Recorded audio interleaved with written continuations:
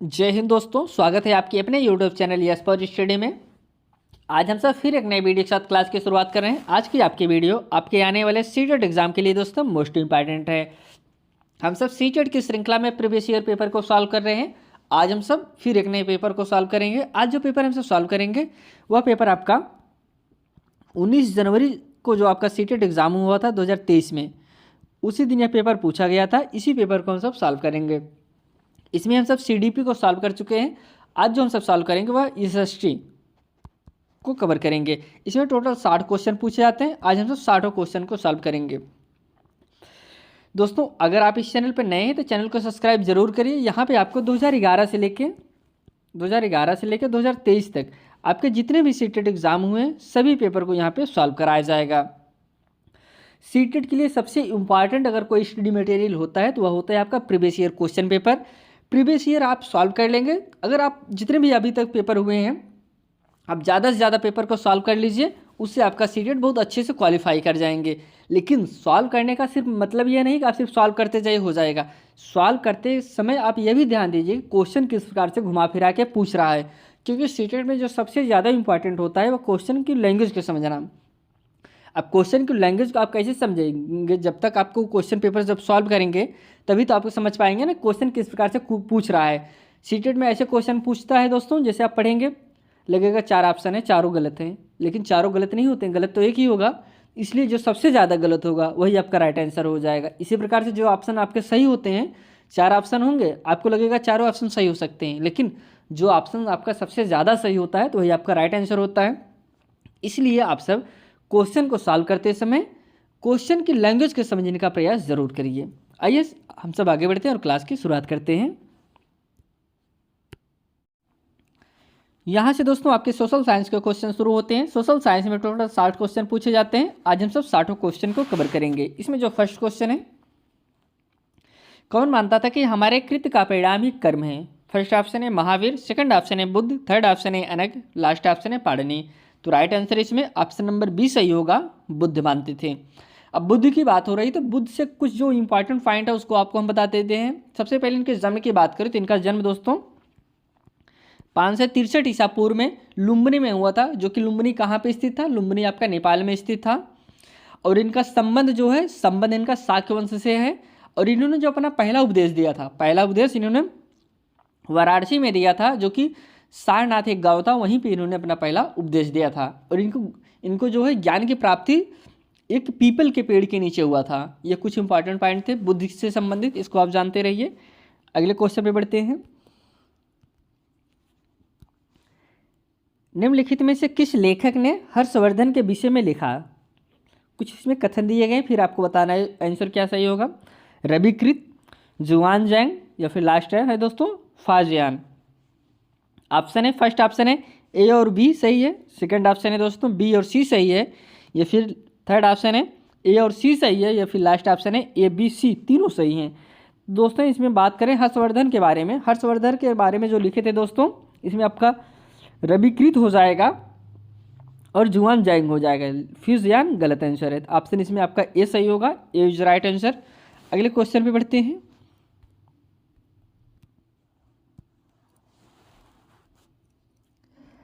अरिकामेडू का रोमन नाम था? फर्स्ट ऑप्शन है पोडुकू, पोडुका है दोस्तों, सेकंड ऑप्शन है पट्टाला, थर्ड है दोस्तों सोपतमा, या फिर लास्ट है काना। तो राइट आंसर इसमें हो जाएगा दोस्तों, इसमें अरिकामेडू की बात करें तो दोस्तों यह इसका मतलब क्या होता है? रोमन में नाम इसका फर्स्ट ऑप्शन आपका सही होगा पोडुका।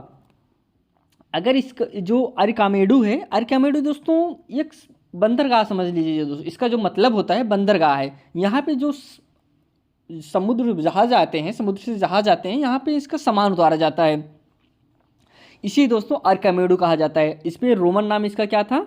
रोमन नाम इसका था दोस्तों पोडुका। आइए हम सब अगले क्वेश्चन पे बढ़ते हैं।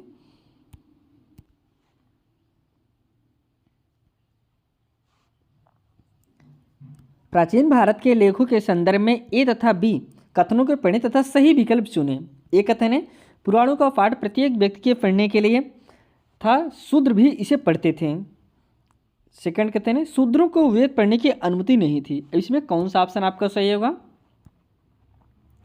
इसमें फर्स्ट ऑप्शन है ए सही है परंतु बी गलत है। सेकंड है दोस्तों बी सही है परंतु आपका ए गलत है। फिर थर्ड है दोस्तों ए और बी दोनों गलत है। लास्ट ऑप्शन है ए तथा बी दोनों गलत हैं।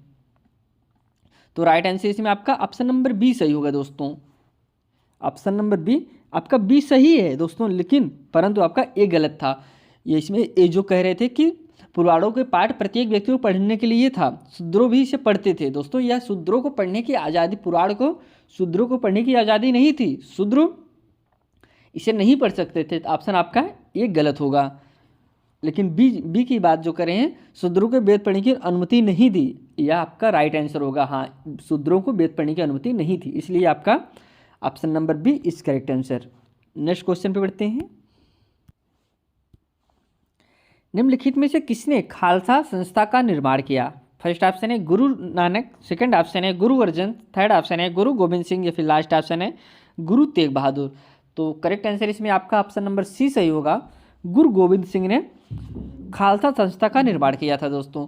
गुरु गोविंद सिंह ने दोस्तों खालसा संस्था का जो निर्माण किया था, इसमें बहुत सारी चीज़ें इन्होंने बताया था। इसमें जैसे जो सिख लोग पगड़ी बांधते हैं, उसका भी प्रचलन इन्होंने यही इसी में किया था। और इन्होंने यह भी कहा था तंबाकू, शराब, मांस आदि को इन सबको नहीं पीना चाहिए। तो इस प्रकार से दोस्तों तमाम चीज़ें ने गुरु गोविंद सिंह ने बताया था खालसा संस्था के निर्माण में। आइए हम सब अगले क्वेश्चन में बढ़ते हैं।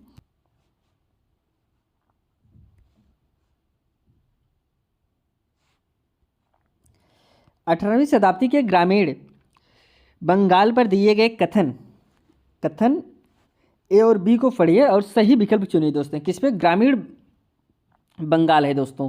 कथन ए है 1770 में पड़े अकाल में बंगाल में 1 करोड़ लोगों की मृत्यु हुई, पहला कथन है। सेकंड जो कथन है दोस्तों, कारीगर और किसान ईस्ट इंडिया कंपनी के दीवान बनने के बाद गहरे संकट में फंस गए। अब इसमें कौन सा ऑप्शन सही होगा और कौन सा ऑप्शन गलत होगा उसको आपको बताना है। पहले हम ऑप्शन देख लेते हैं। इसमें फर्स्ट ऑप्शन है ए सही है परंतु आपका बी गलत है। सेकंड ऑप्शन है ए गलत है परंतु आपका बी सही है। थर्ड ऑप्शन है ए और बी दोनों सही है तथा बी ए से पहले आता है। या फिर लास्ट ऑप्शन है ए और बी दोनों सही है परंतु दोनों कथनों के बीच कोई संबंध नहीं है। तो इसमें राइट आंसर आपका सी हो जाएगा दोस्तों। ए और बी दोनों सही है तथा बी ए से पहले आता है। इसमें दोस्तों कह रहे हैं कि आपका जो ए है दोस्तों, कह रहे हैं ऑप्शन आपका सही था, ए और बी दोनों सही तथा बी जो है दोस्तों बी पहले होगा और ए आपका बाद में होगा, क्योंकि वो 1770 है दोस्तों। लेकिन जो बी था दोस्तों, इसकी शुरुआत जो करीब 1765 में ही हो गया था। तो ऑप्शन इसलिए आपका बी पहले होगा, ए बाद में होगा और ऑप्शन आपके दोनों सही हैं। नेक्स्ट क्वेश्चन पे बढ़ते हैं।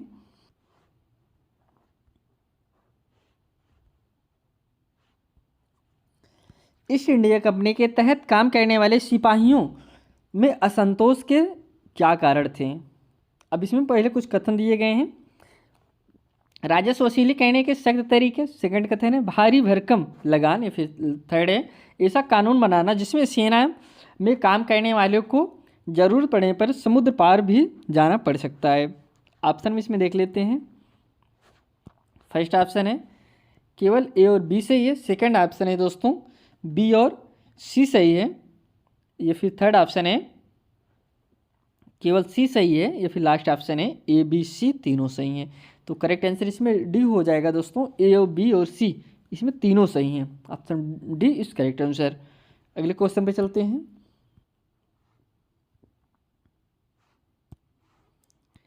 कह रहे हैं किन स्थानों पर सन 1857 में विश्वविद्यालय की स्थापना की जा रही थी? किन किन स्थानों पर? फर्स्ट है दोस्तों दिल्ली, कलकत्ता, बॉम्बे। सेकंड ऑप्शन है Calcutta, Madras, new Delhi. Third option है कलकत्ता, बॉम्बे, न्यू मद्रास। या फिर लास्ट ऑप्शन है बॉम्बे, दिल्ली, मद्रास। तो करेक्ट आंसर इसमें आपका हो जाएगा option number C, Calcutta, Bombay और मद्रास में दोस्तों इसकी स्थापना 1857 में किया जा रहा था।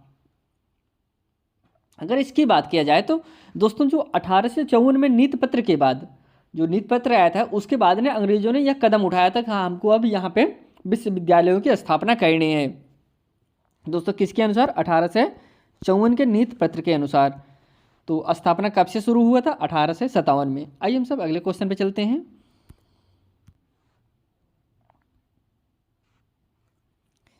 कथन वी को पढ़ें तथा सही विकल्प का चुनाव करें। कथन ए है दोस्तों, 1873 में ज्योतिराव फुले ने गुलामगिरी नामक एक किताब लिखी जिसका अर्थ है गुलामी। सेकंड कथन है, फुले ने अपनी पुस्तक उन सभी अमेरिकियों को समर्पित की जिन्होंने गुलामों को मुक्ति दिलाने के लिए संघर्ष किया था। तो दोस्तों ये दोनों कथन ही सही हैं। यह कथन यह भी आपका सही है कि 1873 में यह पुस्तक लिखी गई थी, और यह भी आपका बी भी कथन सही है। तो ऑप्शन हम पहले देख लेते हैं, ऑप्शन भी इसमें क्या कौन कौन सा ऑप्शन दिया गया है। फर्स्ट ऑप्शन है ए सही है किंतु बी गलत है। सेकंड ऑप्शन है ए गलत है किंतु बी सही है। थर्ड ऑप्शन है ए और बी दोनों सही है। तो ऑप्शन यही आपका सही हो जाएगा, ए बी दोनों सही हैं। अगले क्वेश्चन पे चलते हैं।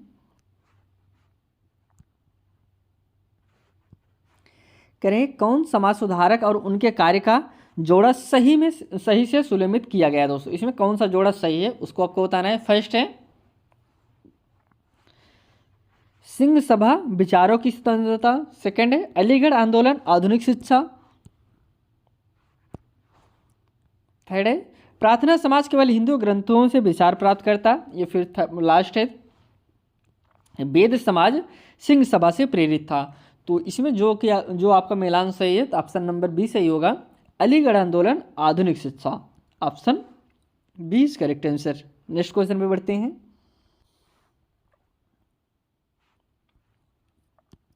प्रथम विश्व युद्ध के दौरान एवं उसके बाद भारतीय उद्योग एवं व्यापार के संदर्भ में ए और बी कथनों पर विचार कीजिए। ए कथन है युद्ध के दौरान भारतीय उद्योग का विस्तार हुआ। सेकंड है बी कथन है भारतीय उद्योग समूह विकास के लिए अधिक अवसर की मांग करने लगा। ऑप्शन हम देखते हैं। फर्स्ट ऑप्शन है ए सही है बी गलत है। सेकंड ऑप्शन है ए गलत है बी सही है। थर्ड ऑप्शन है दोनों दोस्तों ए और बी सही है। फिर लास्ट ऑप्शन है दोनों ए और बी गलत है। तो राइट आंसर इसमें हो जाएगा option number C is correct answer. इसमें आपका फर्स्ट भी सही है और आपका सेकंड भी सही है।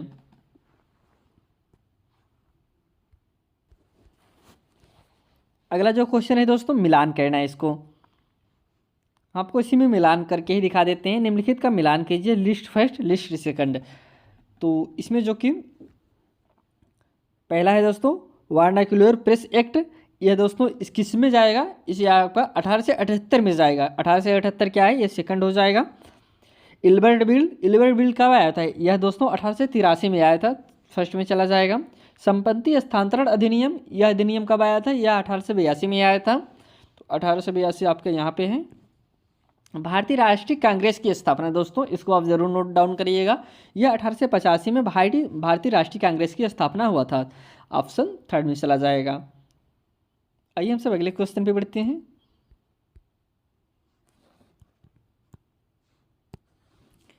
निम्नलिखित में से कौन सी एक विशिष्टता हमारे संविधान की है दोस्तों। फर्स्ट है, इसमें पहले कुछ कथन दिए गए, ऑप्शन इसके बाद है। फर्स्ट कथन है सार्वभौमिक वयस्क मताधिकार को अपनाना। सेकंड है सभी नागरिकों का समान अधिकार। थर्ड है दोस्तों भारत के सबसे सामाजिक वंचितों के लिए विशेषाधिकार। दोस्तों इसमें जो कि संविधान की बात करें, हमारी विशेषता हमारे संविधान की, तो ये दोस्तों तीनों सही होगा, क्योंकि दोस्तों वयस्क मताधिकार का ये भी बात करता है, सभी नागरिकों को समान अधिकार की बात करता है, भारत के सबसे सामाजिक वंचितों के लिए विशेषाधिकार इसकी भी बात करता है। तो ऑप्शन आपका तीनों सही होगा। लेकिन हम ऑप्शन पे पहले बढ़ते हैं, देख लेते हैं ऑप्शन में क्या क्या दिया गया है। फर्स्ट ऑप्शन है केवल ए और बी सही है। सेकंड ऑप्शन है केवल बी और सी सही है। थर्ड ऑप्शन है केवल ए और सी सही है। फिर last option A B C तीनों सही है। तो ऑप्शन डी ही आपका सही हो जाएगा, ए बी सी तीनों सही है। अगर भारतीय संविधान की और विशेषताओं की बात करें तो यह दोस्तों लिखित और सबसे विशाल संविधान है। संसदीय शासन प्रणाली इसमें है दोस्तों, धर्मनिरपेक्ष की बात करता है, स्वतंत्र न्यायपालिका है। आपकी ये जो संविधान है दोस्तों, इसमें सभी जितने भी चाहे जो लोग चाहे जिस धर्म के हों, धर्मनिरपेक्ष है। यहाँ पे सभी लोग अपने धर्म को आबाद रूप से मान सकते हैं। आइए हम सब अगले क्वेश्चन पे बढ़ते हैं। मराठा सेना एक ताकतवर सेना थी जिसने प्रायद्वीपीय में मुगलों को चुनौती दी। सैनिक अधिकांश रूप से किस समुदाय के आने वाले व्यक्ति थे। इसमें सैनिकों की बात कर रहे हैं। फर्स्ट ऑप्शन है कुनबियों, सेकंड ऑप्शन है पेशवाओं, थर्ड ऑप्शन है चित पावन ब्राह्मणों, या फिर लास्ट ऑप्शन है देशमुखों। करेक्ट आंसर इसमें आपका ऑप्शन नंबर ए सही होगा दोस्तों, कुनबियों।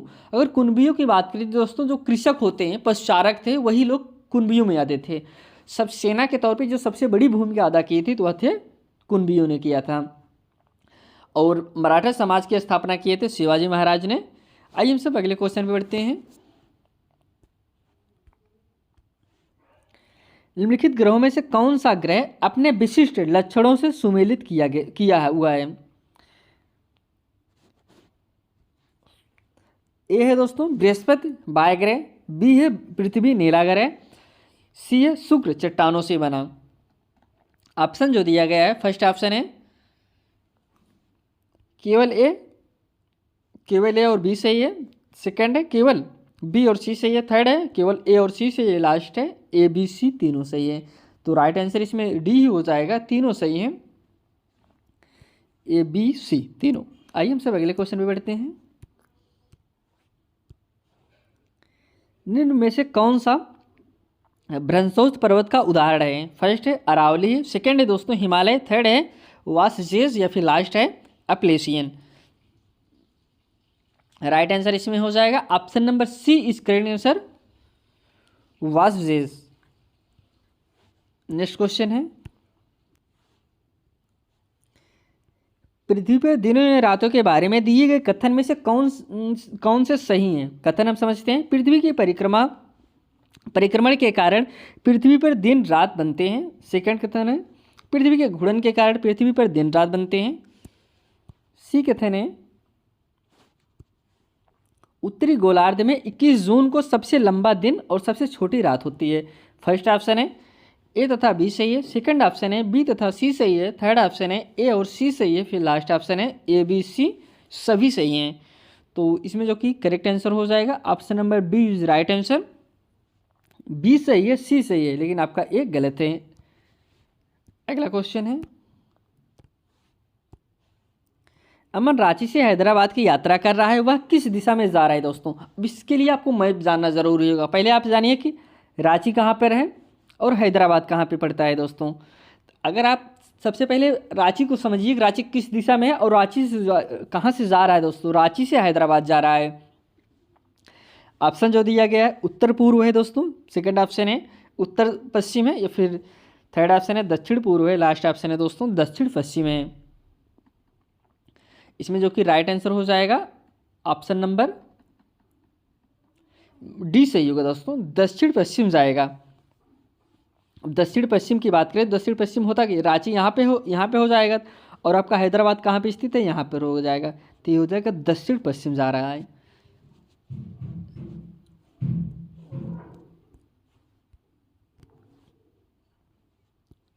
अगला जो क्वेश्चन है, पृथ्वी के क्रोड की सबसे आंतरिक परत बनी हुई है। फर्स्ट है सिलिका व एल्युमिनियम से, सेकंड है दोस्तों सिलिका व मैग्नीशियम से, थर्ड है निकिल व लोहे से, फिर लास्ट ऑप्शन निकिल व मैग्नीशियम से। तो राइट आंसर इसमें हो जाएगा ऑप्शन नंबर सी इस करेक्ट आंसर, निकिल व लोहे से बनी होती है दोस्तों पृथ्वी की क्रोड की सबसे आंतरिक परत बनी हुई है। दोस्तों आंतरिक परत किससे बनी होती है? निकिल व लोहे से बनी होती है। Option C is right answer. अगला क्वेश्चन है, निम्न में से किन शैलों में पौधों, जानवरों एवं अन्य सूक्ष्म जीवाणुओं जो कभी इन शैलों पर रहे हैं के जीवाश्म पाए जा सकते हैं? अग्नेय शैल पर, अवसादी शैल पर, कायांतरित शैल पर, या फिर उपरोक्त में से सभी। तो राइट आंसर इसमें हो जाएगा ऑप्शन नंबर बी दोस्तों, ये अवसादी शैल पर पाए जाते हैं। Option B is right answer. Next question है, शैलों के बारे में दिए गए कथन पर विचार कीजिए। एक कथन है अवसादी शैलों के दो प्रकार हैं, अंतर्वेदी और बहिर्वेदी। बी कथन है द्रवित लावा से बनने वाली शैल अग्नेय शैल कहलाती है। सी कथन है एक शैल से दूसरी शैल में परिवर्तन होने की प्रक्रिया को शैल चक्र कहा जाता है। ऑप्शन इसमें देखते हैं, फर्स्ट ऑप्शन है केवल ए सही है और बी सही है, सेकंड ऑप्शन है केवल बी और सी सही है, थर्ड ऑप्शन है केवल ए और सी सही है, लास्ट ऑप्शन है ए बी सी सभी सही हैं। तो राइट आंसर इसमें हो जाएगा option number B is right answer. इसमें बी सही है और आपका सी सही है, ऑप्शन बी सही है। अगले क्वेश्चन पे बढ़ते हैं, पौनों के बारे में दिए गए कथन को पढ़िए तथा उपयुक्त विकल्प का चुनाव कीजिए। इसमें पौनों की बात कर रहे हैं। पहला कथन है पवन का नाम उसके जाने की दिशा के आधार पर निर्धारित होता है। आगे हम सब बढ़ते हैं। इसमें जो बी कथन है पश्चिम से आने वाली पवनों को पश्चिमी पछुआ पवन कहते हैं। सी है दोस्तों मौसमी पवनें विभिन्न ऋतुओं में अपनी दिशा बदलती रहती हैं। ऑप्शन हम देखते हैं। फर्स्ट ऑप्शन है केवल ए और बी सही है। सेकंड ऑप्शन है बी तथा सी सही है। थर्ड ऑप्शन है ए तथा सी सही है। फिर लास्ट ऑप्शन है ए बी सी सभी सही हैं। तो राइट आंसर इसमें ऑप्शन नंबर बी हो जाएगा। केवल आपका बी सही है और सी सही है। Option B is correct answer. Next question पे बढ़ते हैं।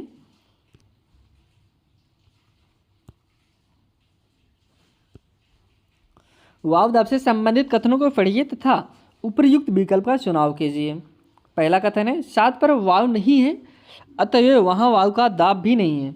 सेकंड कथन वायुमंडल में वाव दाब में अंतर तापमान में भिन्नता के कारण होता है। थर्ड कथन है वाव सदैव उच्च दाब क्षेत्र में निम्न दाब क्षेत्र की ओर गमन करती है। ऑप्शन हम इसमें देखते हैं। फर्स्ट ऑप्शन है केवल ए और बी सही है। सेकंड ऑप्शन है केवल बी और सी सही है। थर्ड ऑप्शन है केवल ए तथा सी सही है। फिर last option A B C तीनों सही है। करेक्ट आंसर आपका डी ही हो जाएगा। अब ए बी सी तीनों सही हैं। नेक्स्ट क्वेश्चन है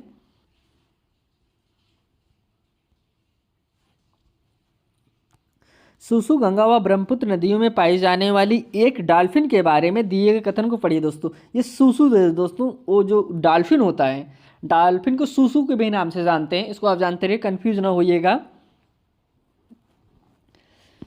तो पहला जो है कथन है सुसु, इसे सुसु को डॉल्फिन आप समझ लीजिए कि डॉल्फिन को सुसु कहते हैं।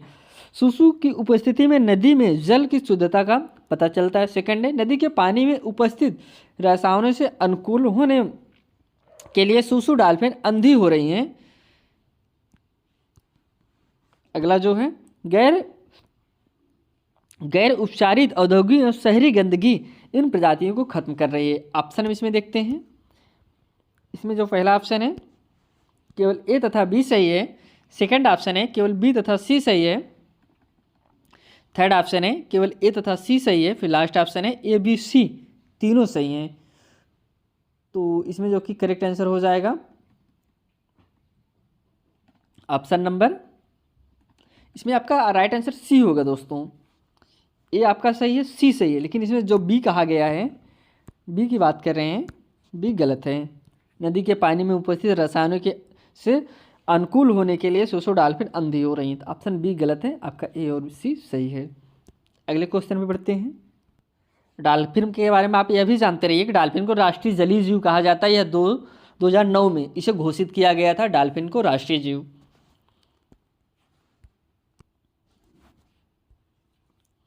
निम्नलिखित में से कौन से कथन सिलिकॉन घाटी दोस्तों कौन सिलिकॉन घाटी या सिलिकॉन पठार के संदर्भ में सही है? कथन हम सबसे पहले समझते हैं। दोनों एक ही महाद्वीप पर अवस्थित हैं। सेकंड कथन है दोनों भिन्न महाद्वीपों पर अवस्थित हैं।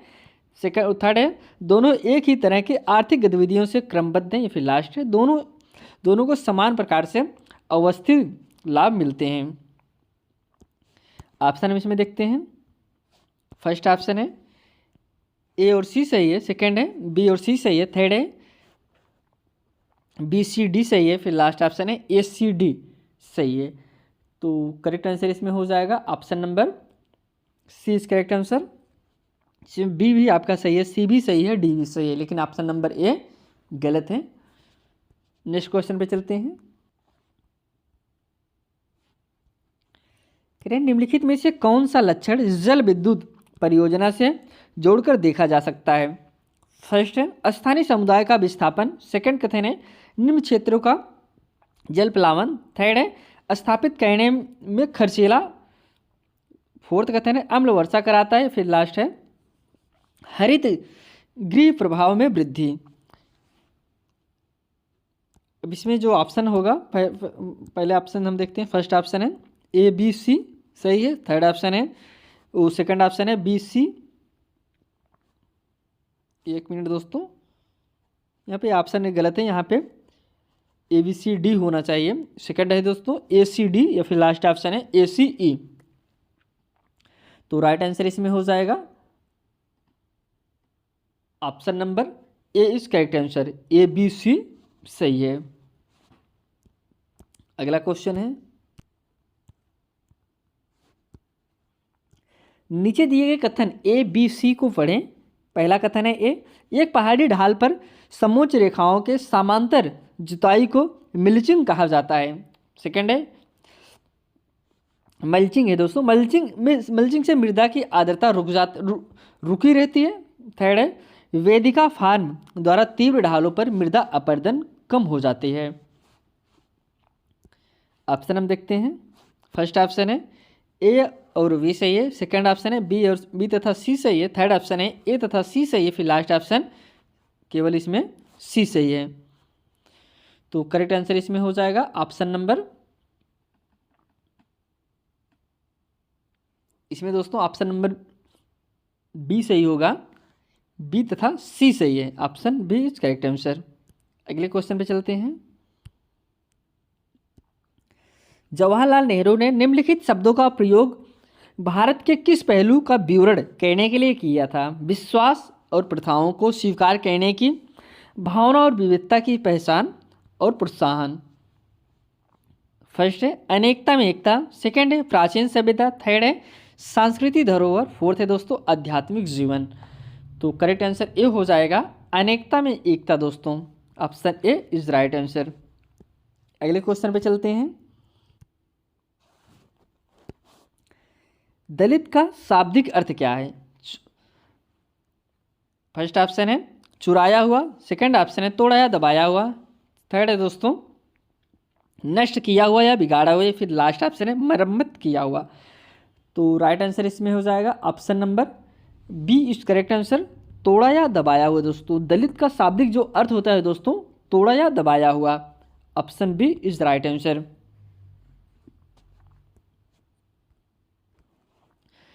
दोस्तों आप सब दलित शब्द काफ़ी बार सुनते हो, कहीं दलित वर्ग से आते हैं। तो दोस्तों दलित का मतलब यही होता है कि जैसे कि तोड़ा या दबाया हुआ। अब इसका मतलब कि आप उसे तोड़ दीजिए, ऐसा नहीं है। इसका मतलब होता है कि जिसका शोषण किया गया हो, जिसका हक मारा गया हो, जिस समाज में एक साथ सबके साथ जीने की आज़ादी ना हो, उसे आप दलित कह सकते हैं। तो इसलिए दोस्तों जैसे पीड़ित को, शोषित को, इन सबको हम सब दलित शब्द के अंतर्गत रखते हैं। आइए हम सब अगले क्वेश्चन पे बढ़ते हैं। घरेलू हिंसा से महिलाओं के संरक्षण वाला अधिनियम कब पारित हुआ था? इसमें जो कि फर्स्ट ऑप्शन है 2014, सेकंड ऑप्शन है 1995, थर्ड ऑप्शन है 2005, ये फिर लास्ट ऑप्शन है 2010। करेक्ट आंसर इसमें 2005 होगा, option C is right answer. Next question पे बढ़ते हैं, निम्नलिखित में से कौन सा कानून स्वतंत्रता पूर्व ब्रिटिश सरकार द्वारा पारित किया गया था जो अब भी भारत में लागू है? पहला ऑप्शन है हिंदू उत्तराधिकार अधिनियम, सेकंड ऑप्शन है रॉयलेट एक्ट, थर्ड ऑप्शन है हिंदू विवाह अधिनियम, फिर लास्ट ऑप्शन है सेडिशन एक्ट, राजद्रोह का कानून। तो इसमें जो कि करेक्ट आंसर है दोस्तों ऑप्शन नंबर डी ही सही है, सेडिशन एक्ट, राजद्रोह का कानून अब भी लागू है, option D is right answer. और एक चीज़ आप और भी कह सकते हैं, और भी कानून हैं जो अब भी लागू हैं, लेकिन इसमें आपको इसे चारों में से छांटना था, चारों में से कौन सा कानून अभी तक भी लागू है, तो ऑप्शन डी ही आपका सही होगा। ऐसा नहीं आप ऐसा ना कहीं और भी कानून है जो कि अभी तक लागू है, तो ऐसा नहीं, जो आपके चारों ऑप्शन में ही चॉइस करना है। नेक्स्ट क्वेश्चन पे चलते हैं, लोग अस्थायी और नियमित नौकरी को प्राथमिकता क्यों देते हैं के बारे में निम्न कथन को पढ़िए। पहला जो कथन है, वे उम्मीद रख सकते हैं कि उनकी नौकरी लंबे समय तक चल सकती है। सेकंड कथन है, उन्हें साप्ताहिक व राष्ट्रीय पर्वों पर अवकाश मिलता है।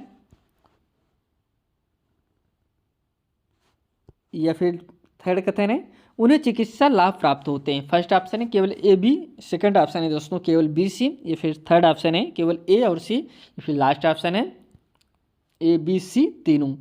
तो इसमें राइट आंसर आपका यही हो जाएगा दोस्तों, ऑप्शन नंबर डी ही सही होगा, तीनों दोस्तों। इसीलिए वो अस्थायी नौकरी की तरफ भागते हैं, ताकि हमको कोई जैसे प्राइवेट कंपनी में कोई जॉब कर रहा है, तो प्राइवेट कंपनी जब चाहे वर्कर को निकाल सकते हैं, लेकिन आप जब गवर्नमेंट ज्वाइन हो जाते हैं तो फिर वहाँ पे गवर्नमेंट आपको जब चाहती नहीं निकाल सकते। आप ऐसा कोई कृत्य ना कर दीजिए जो कि सरकार के खिलाफ हो या फिर देश के खिलाफ हो, तो फिर वो आपको नहीं निकाल सकती थी। इसलिए दोस्तों उसके निकालने के बाद भी आप कोर्ट से, सुप्रीम कोर्ट से, हाई कोर्ट से लड़के अपना जॉब वापस ला सकते हैं। इसलिए option D is correct answer. अगले क्वेश्चन पे बढ़ते हैं।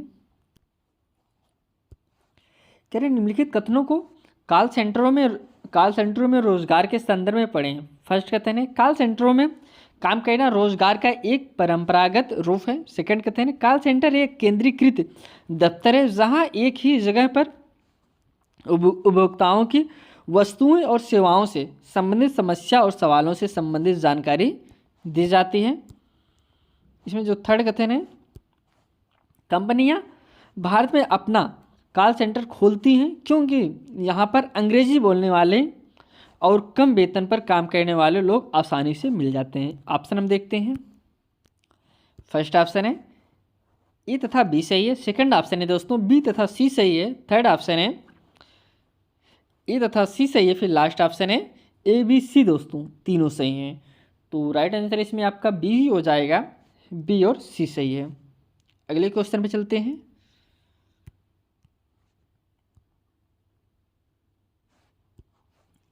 नेपाल में 2008 में किस तरह का परिवर्तन आया? फर्स्ट ऑप्शन है राजतंत्र से लोकतंत्र की तरफ। सेकंड ऑप्शन है लोकतंत्र से राजतंत्र की तरफ।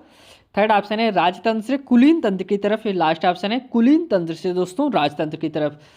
इसमें नेपाल 2008 में आपको बताना है, तो राइट आंसर इसमें हो जाएगा ऑप्शन नंबर ए सही है दोस्तों, राजतंत्र से लोकतंत्र की तरफ। Option A is the correct answer. Next question पे चलते हैं। संविधान के किस भाग को भारतीय संविधान की आत्मा होना चाहिए दोस्तों, अंतरात्मा या फिर आत्मा माना जाता है? किस भाग को? तो फर्स्ट ऑप्शन है राजकीय नीति नीतिशक तत्व। सेकंड ऑप्शन है मौलिक कर्तव्य। थर्ड ऑप्शन है दोस्तों सार्वभौमिक वयस्क मताधिकार। फिर लास्ट ऑप्शन है फंडामेंटल राइट्स, मौलिक अधिकार। तो राइट आंसर इसमें भाग 3 को माना जाता है जो कि आपके मौलिक अधिकार से संबंधित है। ऑप्शन इसमें डी सही होगा। ऑप्शन डी से दोस्तों मौलिक अधिकार ये भाग 3 के अंतर्गत यह आपका आता है। हम सब अगले क्वेश्चन पे बढ़ते हैं। निम्न में से सही कथन का चुनाव कीजिए। पहला कथन है राज्यसभा में निर्वाचित सदस्यों की कुल संख्या 233 है। सेकंड कथन है लोकसभा में निर्वाचित सदस्यों की कुल संख्या 545 है। थर्ड कथन है राज्यसभा में कुल 10 सदस्य राष्ट्रपति द्वारा मनोनीत किए जाते हैं।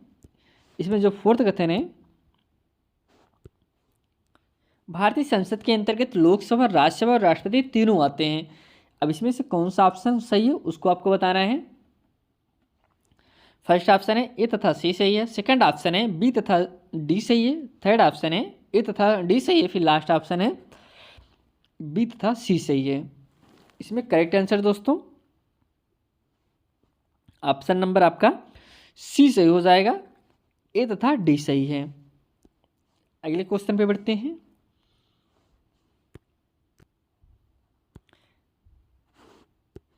कह रहे आपराधिक न्याय प्रणाली में 4 प्रमुख अंग हैं। कौन कौन से अंग हैं? फर्स्ट ऑप्शन है पुलिस, बचाव पक्ष के वकील, सामाजिक कार्यकर्ता और जज। ये फिर सेकंड कथन है। सेकंड ऑप्शन है गैर सरकारी संगठन, बचाव पक्ष के वकील, लोक अभियोजन या फिर और न्यायाधीश। थर्ड है पुलिस, लोक अभियोजक, न्यायाधीश और दोस्तों लोग। फोर्थ है पुलिस, लोक अभियोजक, बचाव पक्ष और वकील और दोस्तों न्यायाधीश। तो राइट आंसर इसमें हो जाएगा ऑप्शन नंबर डी सही होगा। पुलिस होगा दोस्तों, लोक अभियोजक होगा, बचाव पक्ष होगा और के वकील है दोस्तों और न्यायाधीश। Option D is right answer. Next question पे चलते हैं। सच्चर आयोग ने भारत के किस समुदाय की सामाजिक और आर्थिक स्थिति का निरीक्षण किया? फर्स्ट ऑप्शन है सिख, सेकंड है मुस्लिम, थर्ड है महिलाएं या फिर लास्ट ऑप्शन परलौंगिक। तो इसमें करेक्ट आंसर हो जाएगा ऑप्शन नंबर डी मुस्लिम। सच्चर आयोग ने मुस्लिम समुदाय को सामाजिक और आर्थिक स्थिति का पता लगाने के लिए निरीक्षण किया था। हम सब नेक्स्ट क्वेश्चन पे बढ़ते हैं। कानून के संदर्भ में दिए गए कथन ABC को पढ़िए तथा उपयुक्त विकल्प का चुनाव कीजिए। पहले हम कथन को पढ़ते हैं। न्यूनतम मेहनताना कानून की आवश्यकता है क्योंकि बहुत सारे मजदूर को उनके मालिक सही मेहनताना नहीं देते हैं। सेकंड जो ऑप्शन है कथन है, मजदूर सौदेबाजी की ताकत नहीं रखते, इसीलिए न्यूनतम मेहनताना कानून द्वारा उनके अधिकारों की रक्षा हो जाती है। थर्ड है, न्यूनतम मेहनताना कानून से घरेलू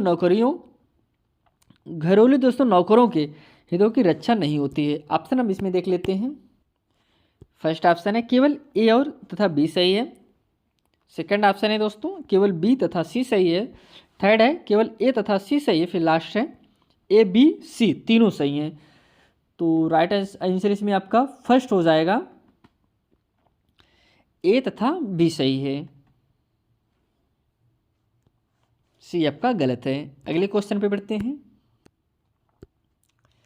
कह रहे हैं लता सुबह 5 बजे चाय बेचती है, उसके बाद वह बहुत दूर से कुएं से पानी भरने के लिए जाती है। घर पहुंचने के बाद वह खाना बनाती है, कपड़े धोती है, घर की सफाई करती है, झाड़ू पोछा करती है, तब वह अपनी चाय की दुकान के लिए सामान लाने चली जाती है।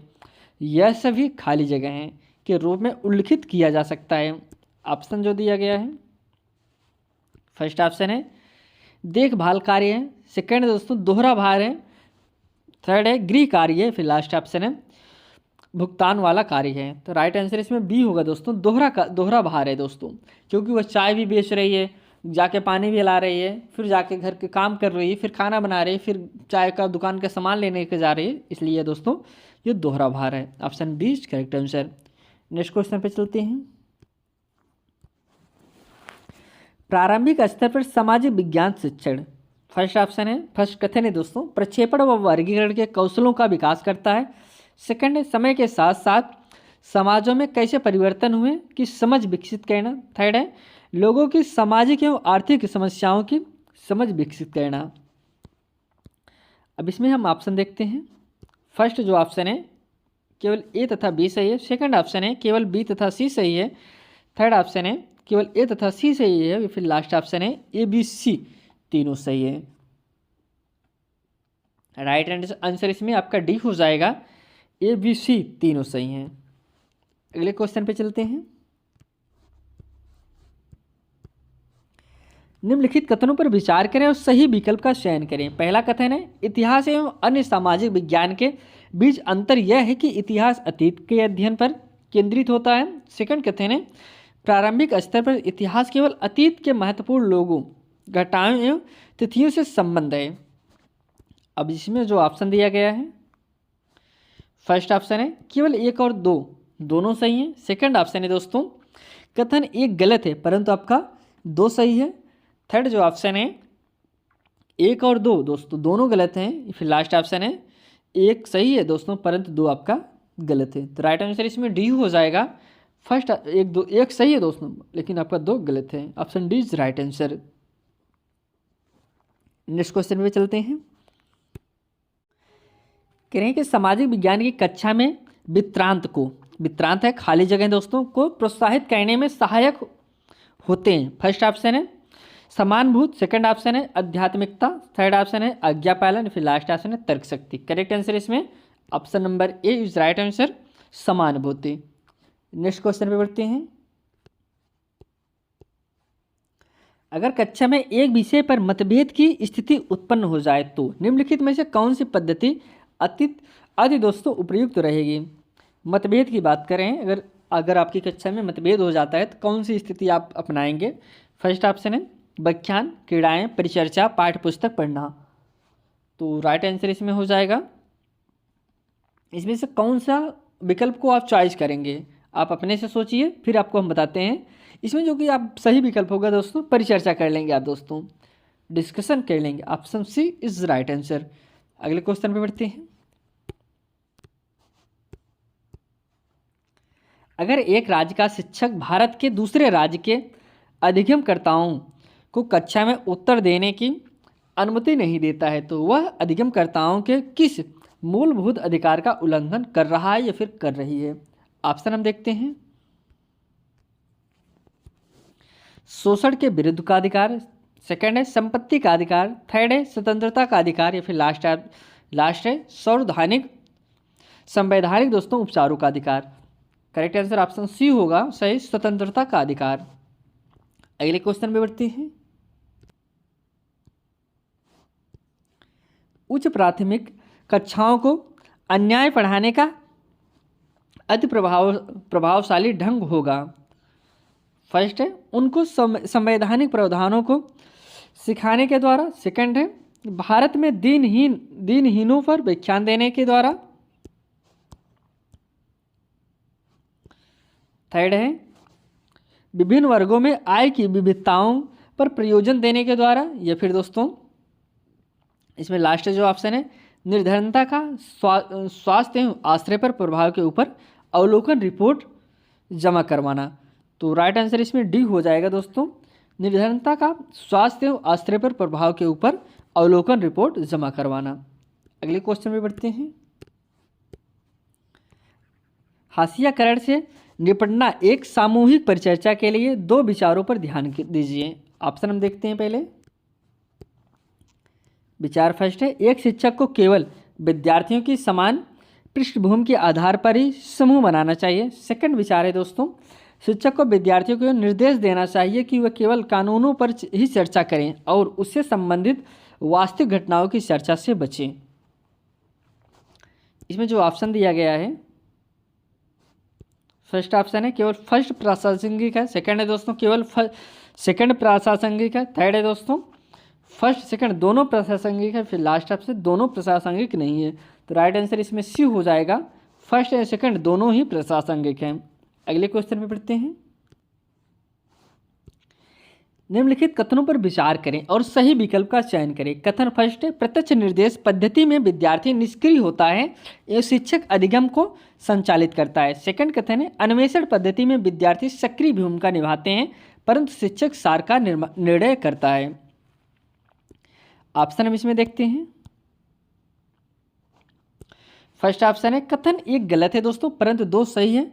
इसमें जो सेकंड ऑप्शन है कथन एक सही है दोनों गलत हैं दोस्तों, फर्स्ट और सेकंड दोनों गलत हैं। ये फिर लास्ट ऑप्शन है कथन एक सही है परंतु आपका दो गलत है। फिर लास्ट ऑप्शन है एक और दो दोस्तों दोनों सही हैं। इसमें करेक्ट आंसर हो जाएगा ऑप्शन नंबर सी सही होगा। कथन फर्स्ट सही है, सेकंड आपका गलत है। अगले क्वेश्चन में बढ़ते हैं। ग्रामीण क्षेत्र में हाशियाकरण पर एक फिल्म दिखाने और परिचर्चा से होने वाले सर्वाधिक उपयुक्त अधिगम प्रतिफल का चयन कीजिए। विद्यार्थी खाली जगह सक्षम होंगे, कब सक्षम होंगे उसको आपको बताना है। फर्स्ट ऑप्शन है ग्रामीण जीवन की विशेषताओं को पहचानने में। सेकंड जो ऑप्शन है दोस्तों कि ग्रामीण क्षेत्र शोषण के स्थान होते हैं यह समझने में।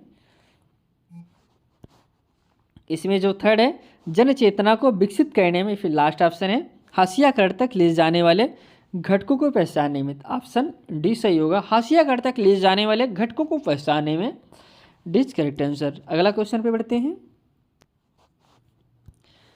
निम्नलिखित में से कौन सी घटना एक बच्चे की गरिमा को चोट पहुंचाती है।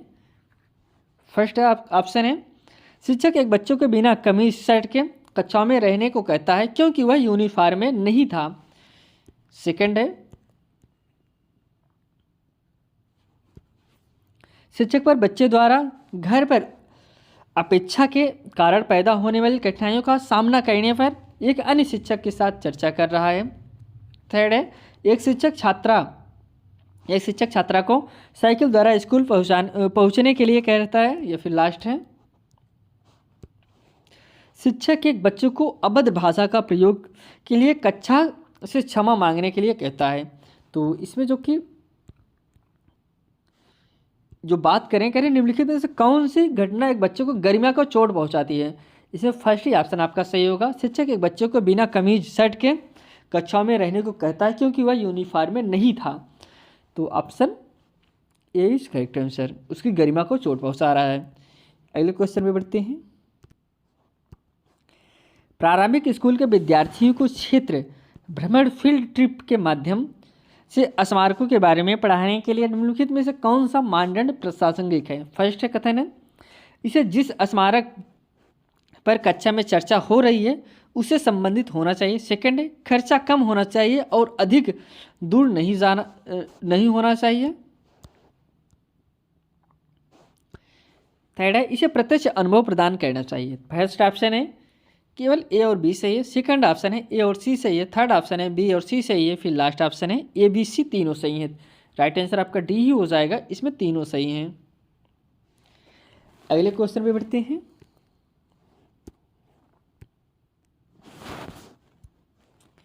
निम्नलिखित में से कौन सा कथन लोकतांत्रिक कक्षा कक्ष की विशेषता नहीं है। इसमें नहीं पूछा गया है। अब जो ऑप्शन आपका गलत होगा वही ऑप्शन आपका सही हो जाएगा। फर्स्ट ऑप्शन है विद्यार्थी कक्षा की गतिविधियों हेतु कार्यक्रम का निर्णय लेते हैं।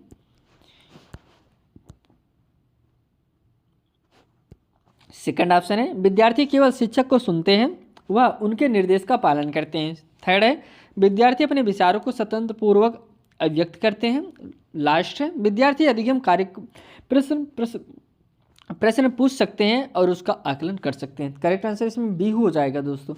इसमें केवल की बात करें, आपके एग्जाम में जब भी केवल शब्द आ जाए तो वह गलत ही ऑप्शन होगा, और जो आपका गलत होगा इसमें निगेटिव पूछा है, जो ऑप्शन आपका गलत होगा वही आपका राइट आंसर हो जाएगा। Option number D option number B is right answer.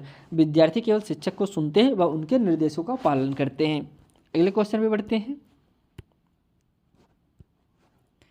निम्नलिखित कथनों पर विचार करें और सही विकल्प का चयन करें। कथन फर्स्ट है सामाजिक वास्तविकता के विभिन्न आयामों पर कक्षा में चर्चा के लिए सामाजिक विज्ञान अध्यापन के उपागम का खुले का अंत वाला होना आवश्यक है। ये तो कथन फर्स्ट हो गया। अब जो कथन सेकंड है सामाजिक विवाद के मामलों पर कक्षा में चर्चा नहीं करनी चाहिए क्योंकि विद्यार्थियों को इसे समझने में कठिनाई हो सकती है। ऑप्शन में इसमें देखते हैं। कथन एक सही है परंतु दो गलत है। सेकंड ऑप्शन है कथन एक और दो दोनों गलत है। थर्ड है कथन एक गलत है परंतु आपका दो सही है। या फिर लास्ट ऑप्शन है एक और दो दोस्तों दोनों इसमें सही है। तो राइट आंसर इसमें हो जाएगा ऑप्शन नंबर ए सही होगा। कथन एक सही है लेकिन आपका दो गलत है। Option A is correct answer. अगले क्वेश्चन पे चलते हैं।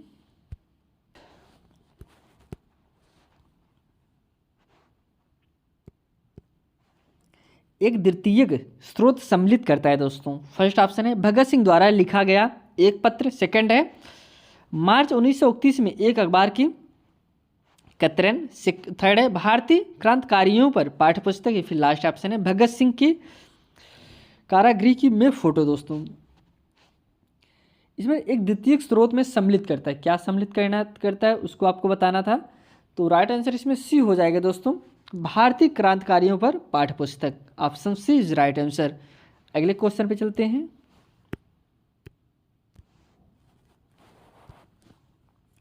एक विद्यार्थी की सांस्कृतिक पूंजी बनी होती है। फर्स्ट ऑप्शन है परिवार के शैक्षिक पृष्ठभूमि से। सेकंड है दोस्तों ऐसे ऐतिहासिक स्थानों से जहां अधिगमकर्ता ने भ्रमण किया हो। थर्ड है ग्रामीण और शहरी स्थानों में वित्तीय परिसंपत्तियों से। या फिर लास्ट ऑप्शन है कोविड-19 महामारी के दौरान डिजिटल उपकरणों की उपलब्धता से। तो राइट आंसर इसमें हो जाएगा ऑप्शन नंबर ए सही है दोस्तों, परिवार की शैक्षिक पृष्ठभूमि से। हम सब नेक्स्ट क्वेश्चन पे चलते हैं। सामाजिक विज्ञान में विद्यार्थियों के आकलन की जरूरत क्यों है। फर्स्ट ऑप्शन है समाज में अनुशासन बनाए रखने के लिए। सेकंड है विद्यार्थियों की समझ और क्षमताओं जानने के लिए। थर्ड है दोस्तों विद्यार्थियों के गृह कार्य पूरा करवाने के लिए। फिर लास्ट ऑप्शन है विद्यार्थियों को परीक्षा के लिए तैयार करने के लिए। तो राइट आंसर इसमें बी हो जाएगा, विद्यार्थियों की समझ और क्षमता को जानने के लिए। तो आकलन करते हैं कि हम जब आकलन करते हैं समझ पाते हैं ना कि विद्यार्थी समझने में कैसा है, उसका आकलन हम करते हैं तभी हम जान पाते हैं। Option B is right answer. हम सब अगले क्वेश्चन पे चलते हैं। साल के अंत में कक्षा 6 के बच्चों में ग्लोब विषय पर भ्रांतियों को ज्ञात करने के लिए किस प्रकार के आकलन की आवश्यकता है? फर्स्ट है रचनात्मक आकलन, सेकंड है दोस्तों योगात्मक आकलन, थर्ड है स्वयं आकलन या फिर लास्ट है दोस्तों सहपाठी आकलन। राइट आंसर योगात्मक आकलन सही होगा दोस्तों, इसमें option number B is correct answer. Next question है निम्नलिखित प्रश्नों में से कौन सा प्रश्न विद्यार्थियों की विवेचना क्षमताओं का पता करना चाहता है? फर्स्ट ऑप्शन है भिन्न भिन्न स्थानों पर वनस्पति की सघनता और प्रकार में भी परिवर्तन होता है, क्यों? सेकंड है उष्णकटिबंधीय सदाबहार वन में आमतौर पर पाए जाने वाले दृढ़ वृक्षों के नाम बताएं। थर्ड है शंकुधारी वन के उपयोग का वर्णन कीजिए। फिर लास्ट ऑप्शन है कटीली झाड़ियाँ कहाँ पाई जाती हैं? तो करेक्ट आंसर इसमें फर्स्ट हो जाएगा भिन्न भिन्न स्थानों पर वनस्पति की सघनता और प्रकार में भी परिवर्तन होता है, क्यों? Option A is correct answer. अगले क्वेश्चन पे बढ़ते हैं। एक सामाजिक विज्ञान शिक्षिका अपने विद्यार्थियों को अधिकारों के बिना जीवन विषय पर अपने विचार लिखने को कहती है। कार्य खत्म करने के बाद विद्यार्थी अपने लेख अपने सहपाठियों के साथ साझा करते हैं और उसमें सुधार की चर्चा करते हैं। यहाँ पर शिक्षिका कौन से मूल्यांकन रणनीति का इस्तेमाल कर रही है? ऑप्शन हम देखते हैं। फर्स्ट ऑप्शन है सहपाठी आकलन, सेकंड है समूह आकलन, थर्ड है दोस्तों स्व आकलन, फिर लास्ट ऑप्शन है पोर्टफोलियो। करेक्ट आंसर हो जाएगा सहपाठी आकलन। नेक्स्ट क्वेश्चन पे बढ़ते हैं।